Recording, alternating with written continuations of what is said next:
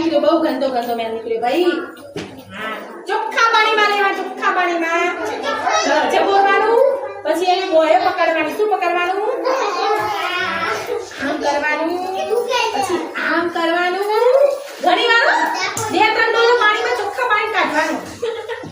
પછી અહીંયા જોવા અહીંયા બેસો જોવા પછી નીચોવાનું બરાબર હવે શું કરવાનું હટી જાઓ પછી મોટી લાકડી હોય ને વરગડી તો એના પર સૂકી દેવાનું તડકે ક્યાં સૂકવવાનું સુકાઈ જાય ને મસ્ત સુકાઈ જાય આખું થોડીક વાર 1 કલાક સુધી રાખવાનું પછી સુકાઈ જાય ને પછી દોડીને પહેરી લેવાનું